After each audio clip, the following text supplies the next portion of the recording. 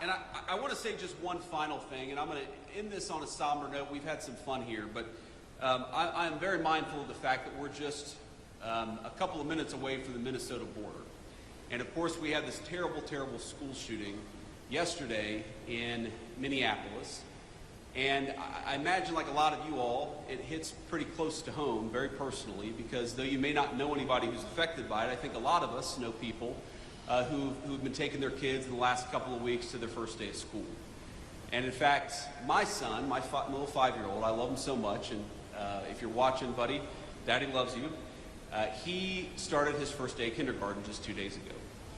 And again, we're very proud of him, and we love him very much, but I know that there are a lot of families who were in their first week of school just outside of Minneapolis, and that was pierced. That incredibly pure and wonderful moment was pierced by a very vicious and a very evil person. And so I just want to say a couple of things. The first thing that I want to say is, remember, we're an American family. And the people who lost children, they are your fellow Americans. And those children who lost their lives and lost their future, they are your fellow citizens. So think about them and say a prayer for them. And remember that they are as much us as our neighbors right here in this wonderful community in Wisconsin. And the thing that they need most of all is they need their fellow Americans to reach out and care about them. And I know that every single one of us is going to do that. That's the first thing that I wanted to say.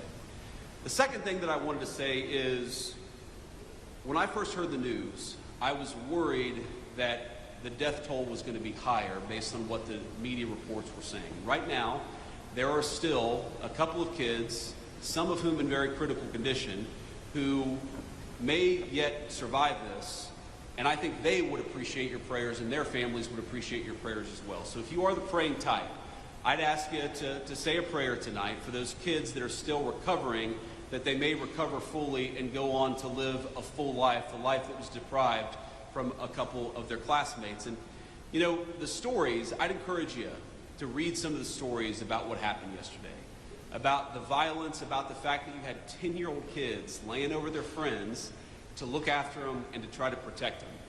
And while yesterday was an unspeakable tragedy, I'd ask you to remember that we also saw the very best of the United States of America.